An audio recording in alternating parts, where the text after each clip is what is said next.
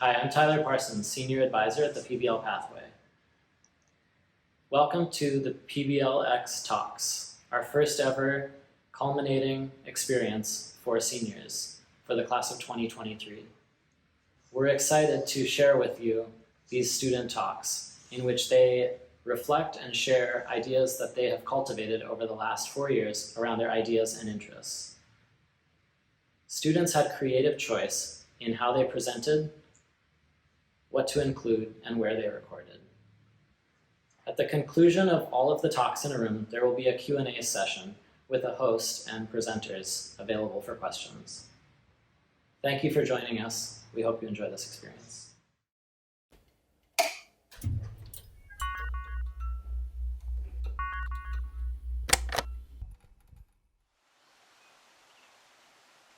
Hello, my name is Sebastian Purdy, and today I'm going to tell you how schools killed science. Do you remember sitting in your high school science class? Maybe you were doing some sort of lab. You were mixing two chemicals and observing the reaction. This reaction was really cool, but it didn't feel meaningful to the real world. Why did it matter that when you mix starch and iodine it turns blue? Maybe you were sitting in a lecture, and the teacher was telling you why the mitochondria is the powerhouse of the cell. You probably don't remember that. After all, lectures just aren't very memorable. Either way, you learn science wrong. After all, science is not just lectures and chemicals. Science is a real-world process that's used to solve our issues in the real world. This is why, when I decided to do a project focusing on the environment, I decided to focus on environmental education. Environmental education is a real-world tool that allows students to utilize environmental problem-solving skills to solve local environmental issues and learn about environmental issues in the real world in nature. After all, with the current threats of climate change, natural resource exploitation, and the endangerment of many different species and plants in nature, environment has never been as important as it is now, and thus environmental education is a logical response. After all, studies have shown that environmental education not only teaches students about environmental issues, but also helps them care about those environmental issues more. Apart from this, there are many benefits to environmental education. Many people find that science is not very relatable to them, and environmental education is different. Since in environmental education, students are solving and observing problems that are really real, and real not only in the world, but real in their communities. Apart from this, studies have shown that environmental education has much higher satisfaction levels in students than more common forms of education, such as education in classrooms. Environmental education is also great for students' mental health. Spending time in nature reduces prefrontal cortex activation, the part of the brain that's linked with mental illnesses such as depression and anxiety. Studies have even shown that spending time in nature and greenness surrounding students reduces the effect of ADHD. When I decided to explore environmental education, I took all these ideas in mind and decided to bring a taste of environmental education to PBL.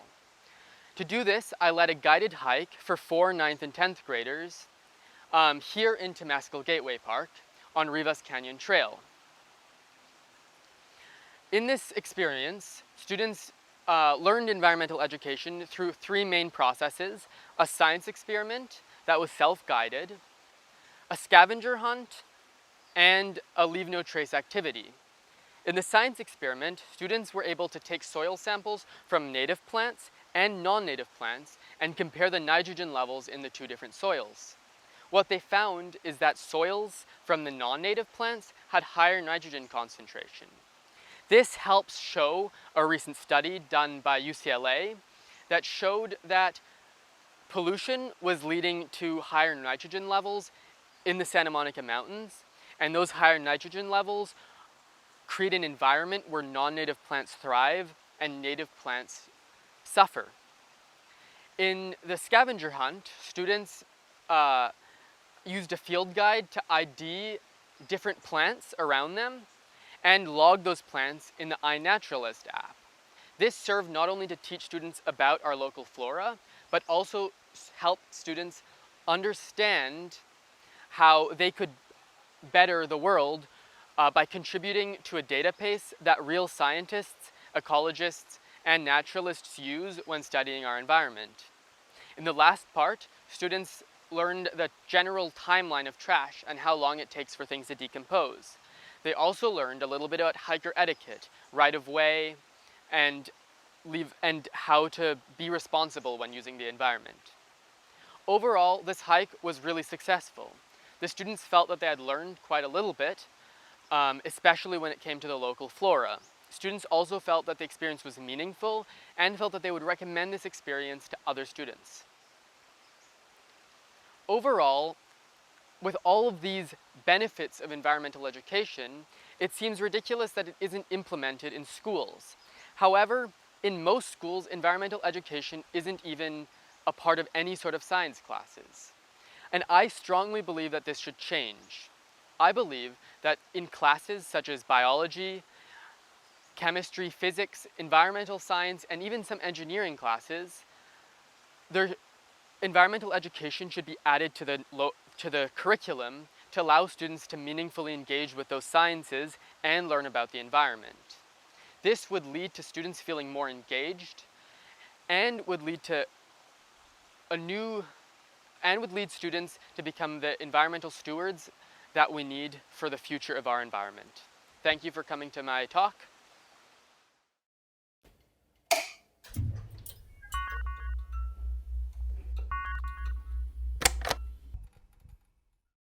Hi, my name is Vivienne Loving, and today I want to talk to you about storytelling, more specifically personal narrative.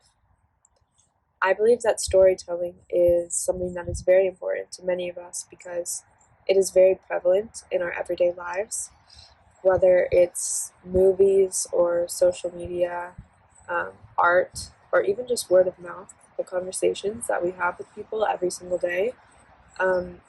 We are constantly consuming stories and/or telling stories. Which brought me to the question of whose stories are actually being told and what stories are we not seeing or hearing in the mainstream media. I came across a study done in 2022 based on underrepresentation for creative contributors, which showed that 75% of the contributors within the fields of fashion, film, and art were all white, whereas 25% of those contributors were people of color of various different ethnicities. That is a pretty large gap in the stories that are being shared with us, the stories that we are seeing every single day, the stories that we are surrounded with.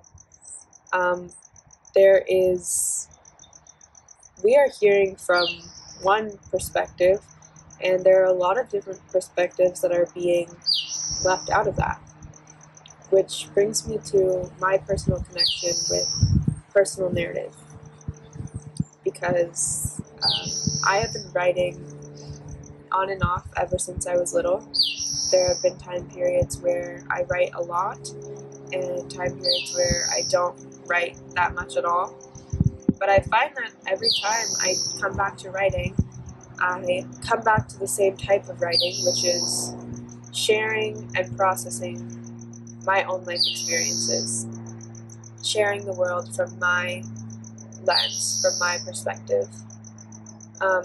And this has helped me work through a lot of difficult things, a lot of difficult events that I have gone through in my life, especially when I was younger. Writing was an outlet for me because that was the only way I think I truly felt heard. I was safe in I had my own area where I could say what I wanted to say. No one was going to silence me.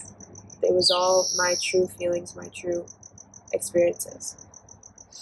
And I believe that personal narrative could be used as a tool to help set the story straight for those who haven't been able to express themselves, are not represented or are misrepresented within the media.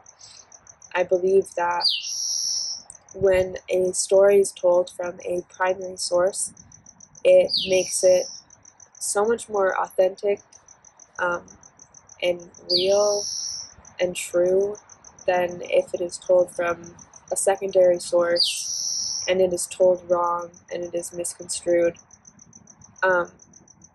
I believe that those who are not heard deserve a chance to speak freely about the way that they see the world, the way that they experience life every single day.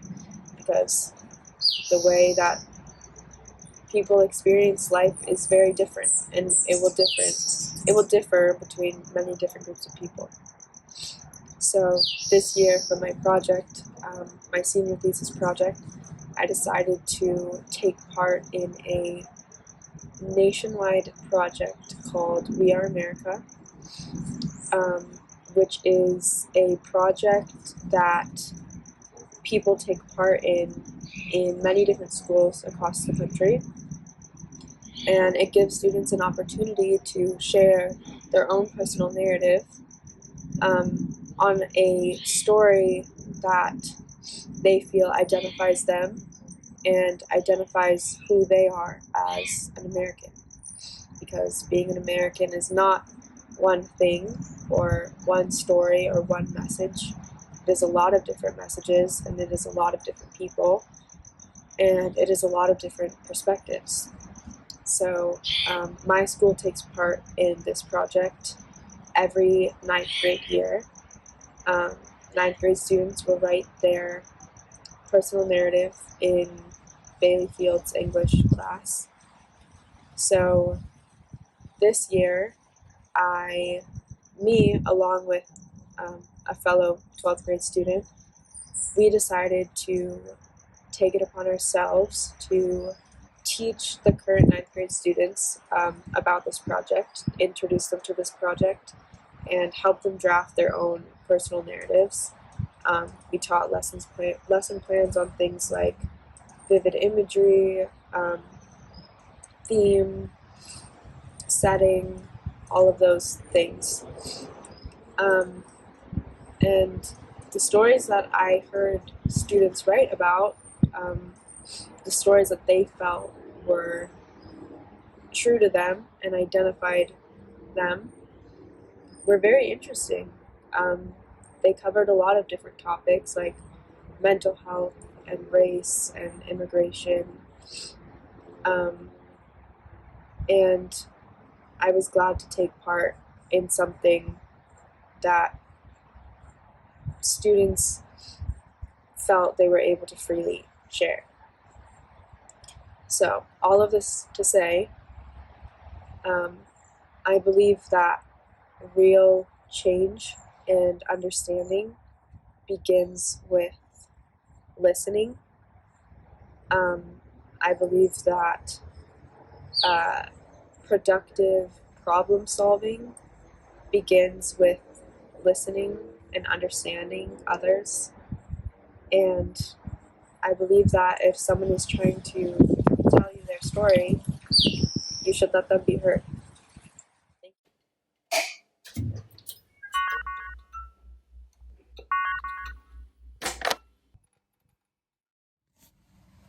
Hello everyone, my name is Julian Vaguelsy and welcome to my PBL talk.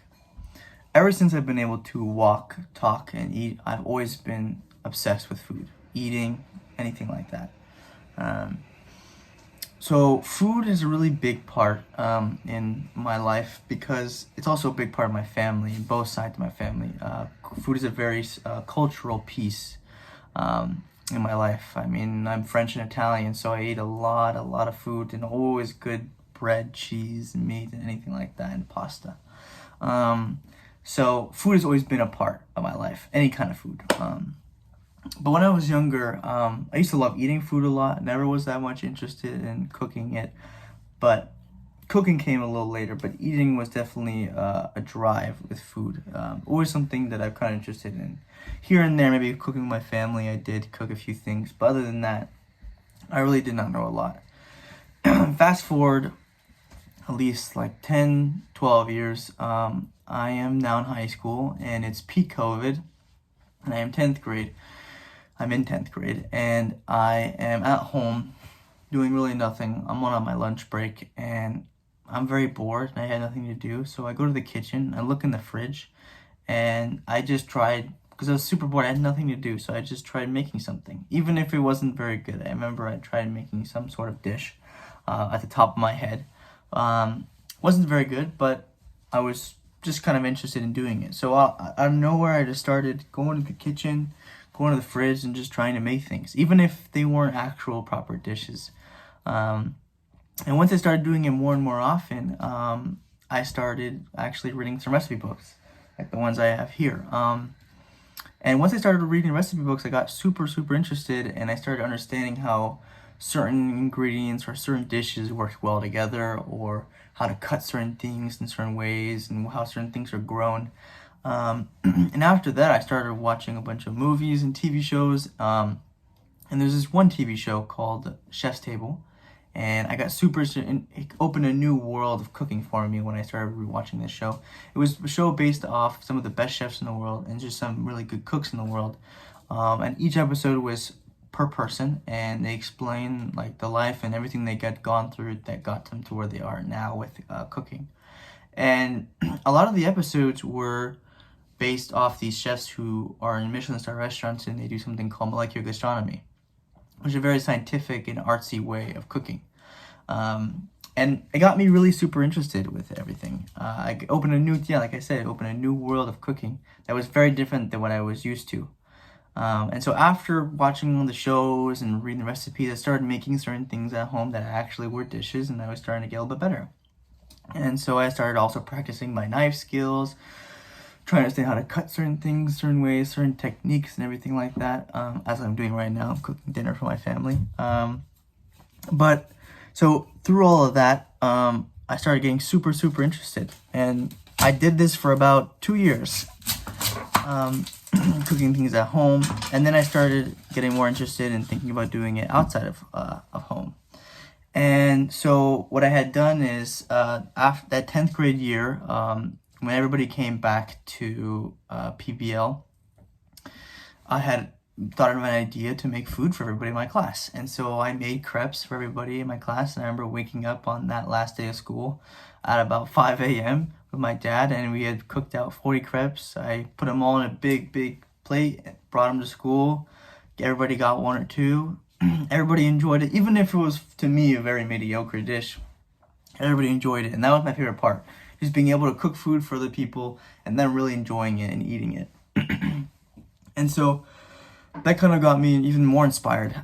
It was another way than just cooking. It was just a way to connect with people. And so after that, I got even more interested in cooking. And so another year goes by, 11th grade goes by, and I cook for my class again, and I make them a nice big pot of pasta, and everybody enjoyed it again.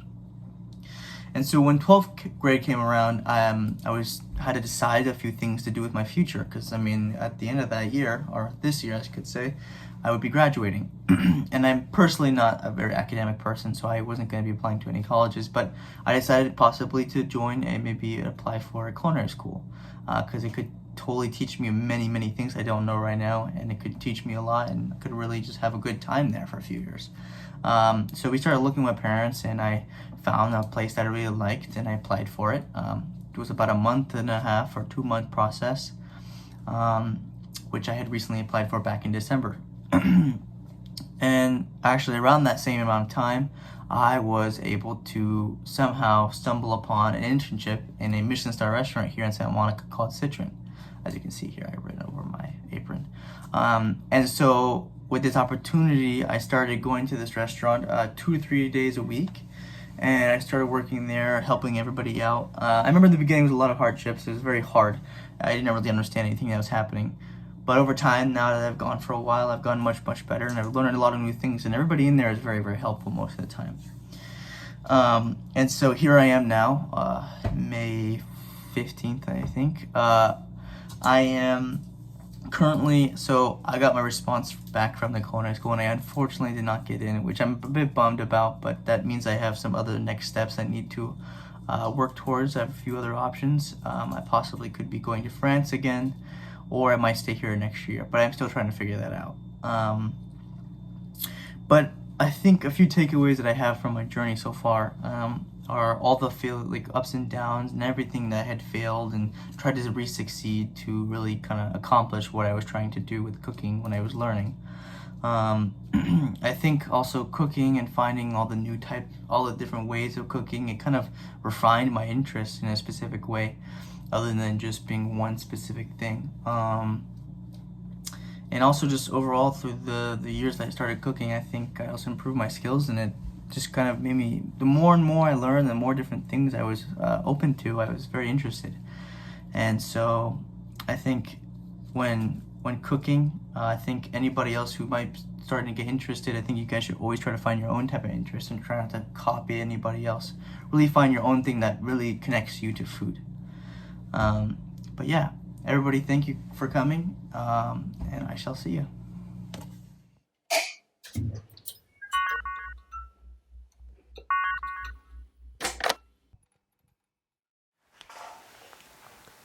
Hi, my name is Luis Garcia, and I'm a fashion designer, and today I'm going to be talking about the importance of focusing on what you have instead of what you don't have, and how I use this mentality in my fashion design journey. In the beginning of my fashion design journey, I almost believed that I didn't belong in this industry. I used to always focus on what I didn't have. I remember when I first started, I didn't have a computer, and I just thought to myself, there's no point in starting this journey if I don't have the right resources, and I don't have everything that I need. And I used to think like that for a long, long time. And I remember there was this one time I went over to my friend's house, and he also did clothes too. And he had everything. He had fabrics, sewing machines, basically a whole room dedicated to making clothes. And I used to think to myself, wow, I can already tell he's gonna go and do something with that. And after that day, I thought to myself, I can do this. I just thought of what can I use, what do I have, and I remember thinking to myself, oh, I go to PBL, and they have a whole room dedicated to doing what you love. So I remember going in here and looking at what we have and seeing that I have more than enough to start. So from there, I just started making clothes, just starting up this journey. And sooner or later, I went back into focusing on what I didn't have, and I went back into that whole just not making clothes. And then I remember I thought to myself, why would I stop now when I already learned so much? I already spent 2 years of my life dedicated to fashion design. And I remember everybody used to tell me, or everybody around me used to be like, stop focusing on what you have and start focusing on what you didn't have. And I didn't realize that's what I was doing. I was too busy thinking about what I didn't have and just worried about, oh, when will I get this to start? And I remember this was like a year ago now. I started it up again. So I started making clothes again, and instead of waiting on those things to come, like a computer, a new sewing machine, I just started to think to myself, why can't I use my fashion design and my fashion designs and make clothes and actually make money for those stuff? So I remember I went out and I just started asking a bunch of people like, oh, where can I get started? How can I actually make money through this? And then I was brought an opportunity to me that my friend needed help designing and making clothes, and through that I helped them out, and then through that we started making clothes, selling clothes, and then I just came to realize, like, as soon as I touched a little bit of money, I just realized, oh, I can definitely turn nothing into something and make this as big as possible. I don't need all these fancy stuff. I don't need like a new computer. I don't need a fancy sewing machine. I just use what I have. And now through that, I finally I'm at a steady point right now where I feel like I can do anything with fashion design. I now through that, I felt like clothes isn't just making clothes. Now I finally learned what fashion design really is. It's really expressing your feelings through clothes. And luckily I was able to get that, focusing on what I don't have mindset out of the way.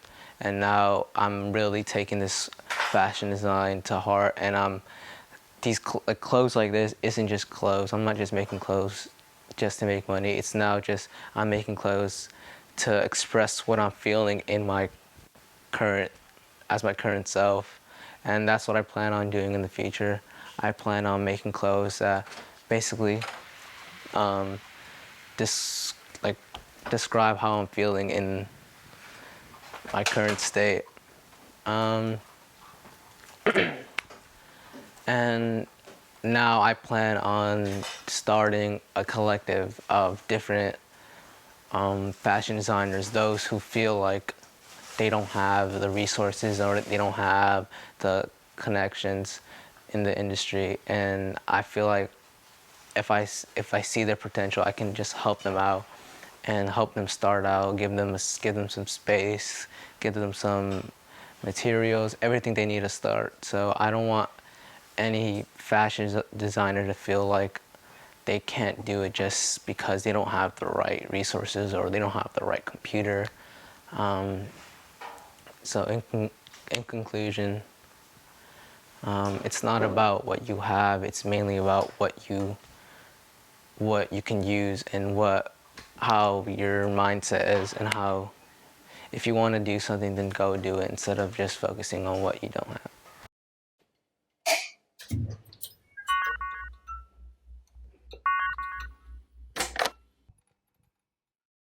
Hi everyone, welcome to my PBL talk. My name is Alaysia Sanchez, and I'm so excited to be able to share this with you today. I just want to give a brief trigger warning that I will be mentioning sexual violence, suicide, as well as addiction. Good afternoon or good morning, whatever time it is, ladies and gentlemen, and thank you for joining me today as I discuss a topic that requires urgent attention and collective action: sexual assault and its profound impact on survivors. My name is Alaysia Sanchez, and I'm honored to be here with you today to shed light on the day-to-day struggles faced by survivors and explore ways to dismantle rape culture and foster a more just society. Together, we can create a world where survivors feel solace, support, and justice. I am personally connected to this topic because I am a survivor of sexual violence. On April 22nd of 2021, I was raped. And it's something that has stuck with me every single day and probably will for a very, very long time. It's not the same every day. Sometimes it's just a thought. Sometimes I can't get out of bed for multiple days at a time. Sometimes I have flashbacks constantly. Sometimes I am too afraid to even leave my bedroom. My bedroom is one of my safe spaces, and so that's one of the reasons why I'm filming here today, just because of what I'm talking about is something that I feel like I need to be safe in a place where I can feel comfortable to talk about this, because it is a conversation that needs to be had and people need to hear it. It's a lot more than what people think. There's a lot to it. There are a lot of emotional and physiological tolls that it takes on people. Just to name a few: anxiety, depression, PTSD, hypervigilance, distrust, and lingering fear are just to name a few. as well as physical consequences, such as chronic pain, sleep disorders, as well as like in when things like that happen, there can be tears, bruises, scars, things that are left behind that could stay forever sometimes. There are also a lot of social and interpersonal challenges that come with things like that. Being able to build relationships, and there's a lot of isolation, difficulty, and lots of fear, as well as academic challenges and hindering growth and opportunities because of things like this. With that being said, there are ways to dismantle it, and I'm going to go over that right now. One thing we can do is we can have education and awareness. We can have comprehensive sexual education to foster consent and healthy relationships, as well as respect, just for everyone, no matter who it is, how old they are, what gender they are, who they identify as. Every human being needs to be able to understand what consent is, what healthy relationships are, and what respect is, and how to administer those in the real world and in society. As well as we can encourage more conversations and challenging societal norms that perpetuate rape culture in itself. We can also empower bystanders, emphasize people needing to speak up. It's something that is challenging. It's something that can be fearful. There are anonymous ways to do things like that. There are bystander education programs that teach effective strategies to intervene safely and not put yourself or anybody else in harm's way. The next thing is holding accountable the perpetrators. Instead of having the full focus on the victim, take that burden away and put it on the person who caused them that harm. As well as we can advocate for survival and legal processions that reform laws that hinder justice for victims. There are lots of resources. There are counseling services, there are medical assistance services for survivors all around every community, and I feel like every school and every program, any place should have that available for anyone at any time, and nobody should feel scared, nobody should feel like they're embarrassed, and there are always anonymous ways. We can also prompt trauma-informed practices across institutions that include schools and even workplaces, because just because we're doing this inside of school and this is a school assignment and we're in school right now, this doesn't just stop at school. This doesn't just stop at the workplace. This can happen in the home. This can happen outside of the home. This can happen anywhere and to anyone. One other thing is the community support. Everybody needs a community. Everybody needs support. And everybody needs to feel like they are supported. Even if it's just with one person, everybody needs support. We need to give each other and be in solidarity with each other. Everybody has their role as an individual, and we can encourage the establishment of survivor support groups and volunteer networks. I do want to let everybody know that things like this, they don't go away, and they can lead to a lot more severe things. I mentioned before giving the trigger warning about suicide, and actually when we were in the process of coming up with ideas for this TED Talk, actually, my very close friend, her name is Paris, she passed away, and she is someone who experienced sexual violence, and she was very open about everything that happened to her.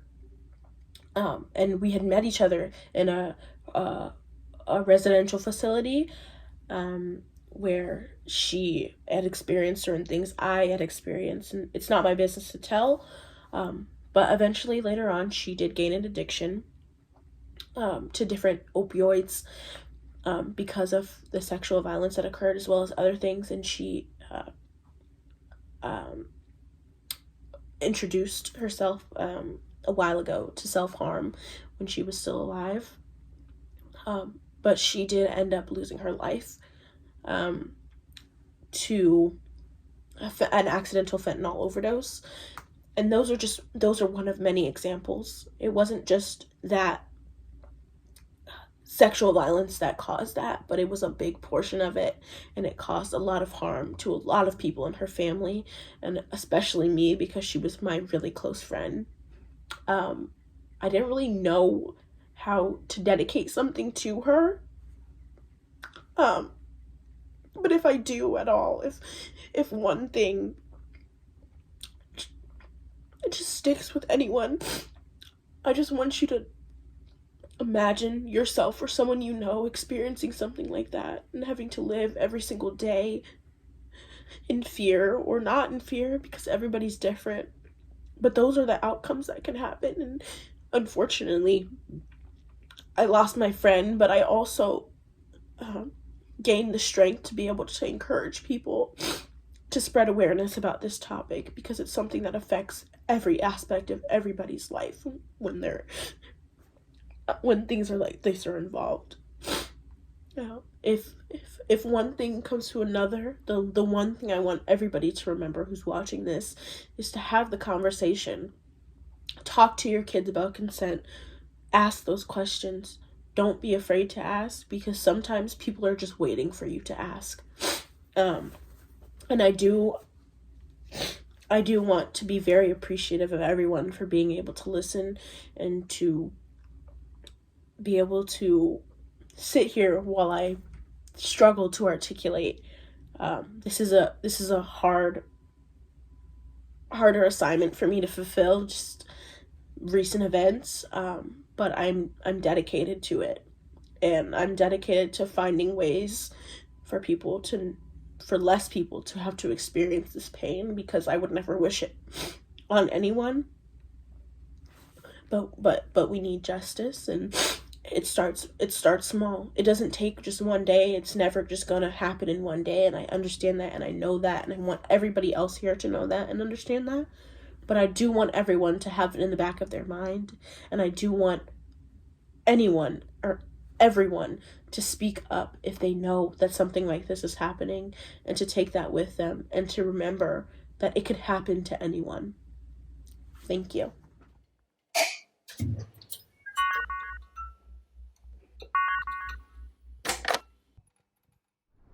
Hello everyone, my name is Silvia Said, and I'm here to talk to you guys about the fact that every minute matters. When you're on a call, or when you're even making an emergency call to 911, every minute matters. Researchers have recognized that for every minute that officers show up later to a call, there's a 10% safety decrease, meaning that your safety decreases by about 10%, depending on the priority of the call, of course.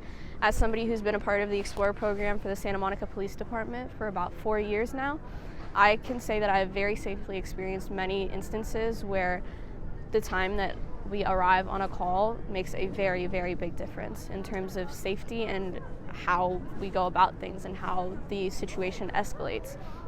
Personally, I have been in a situation where I was trapped in an elevator by a former neighbor who kept me in the elevator until I basically started crying. I was very young, I was about 10 years old, and after I got out, my parents decided to call the police, since this neighbor was very well known to be abusive to his wife and his children. After making that call, I recognized that it took way longer than I expected for officers to arrive, and that shocked me. But after learning through a course of shadow days at the police department for about 3 months now, 3 to 4 months, I learned that when I did make that call, there was no active threat. The threat had been over and I was already safe at home, meaning the priority of the call did decrease, although it literally increased, since the priority of a call is measured between 0 and 9, 0 being very, very high in priority, whether that's an active shooter or people being held hostage. That would be a priority 0. And as you go higher up the scale, it would be more of a checkup on somebody or a wellness check or reporting a stolen vehicle. Those are much less in priority, as the safety of the public is not in threat. Two of the biggest units within the department that play a very big role in response timing of officers would be the dispatch unit and the jail unit. When you first make a call to 911, you are responded to by a dispatcher.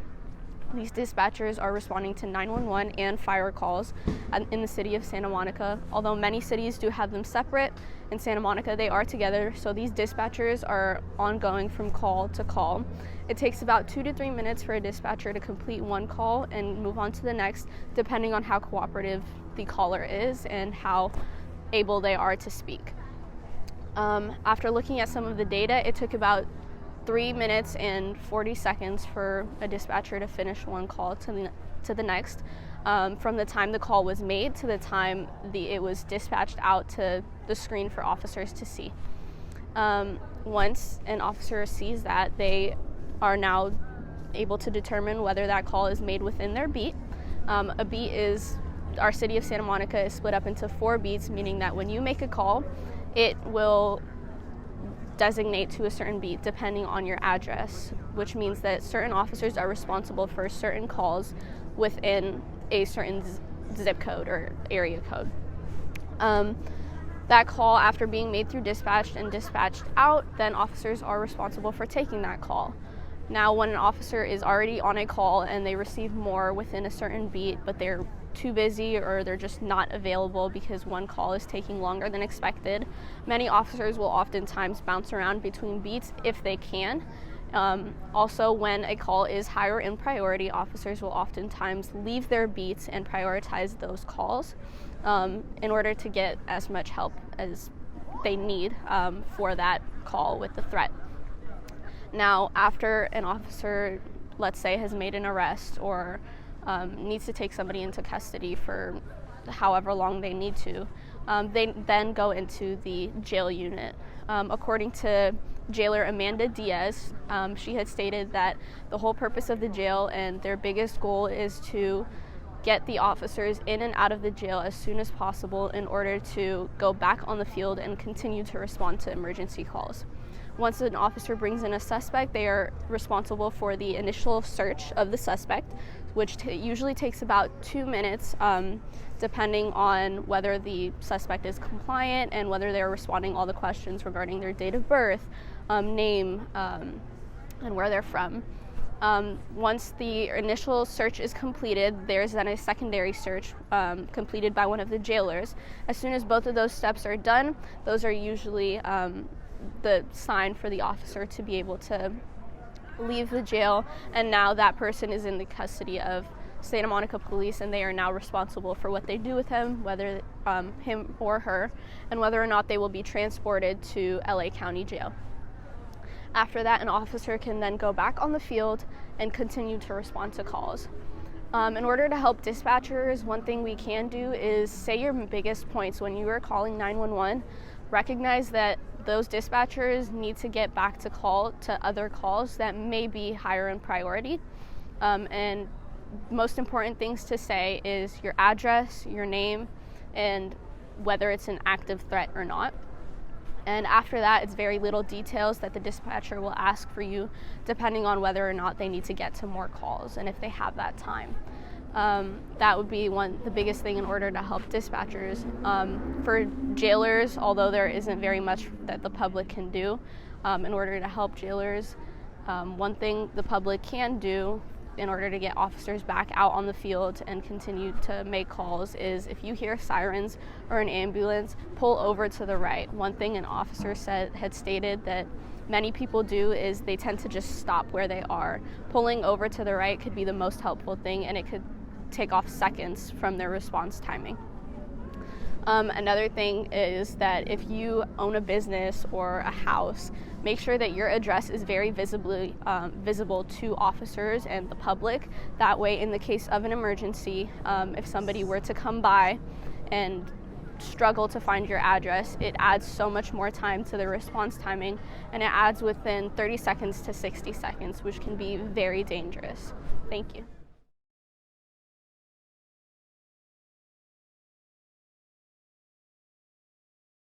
My name is Quillen, and I'm a designer, and today I want to explain what narrative placemaking is and tell you why I think narrative placemaking is vital in designing future education buildings and campuses, and how all of that will play an important role in defining the future of education.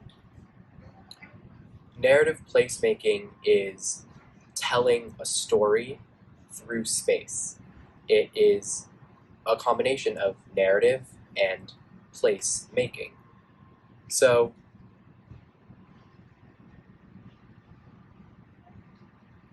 when designing narrative places, theme is the first place to start, because theme is the most important part of a story. It's all the underlying messages, it's the feelings that you want to get across. And so narrative placemaking harnesses theme and expresses theme in a physical way. And so it expresses that theme in a physical way, in a space, through all of the senses, through sound, through vision, through hearing, through touch, and sometimes through taste also. And so this is a really impactful form of design, because instead of interacting with a bunch of different separate objects like we do in the real world every day, we interact with so many different things that are designed by groups of people from all different places all over the place.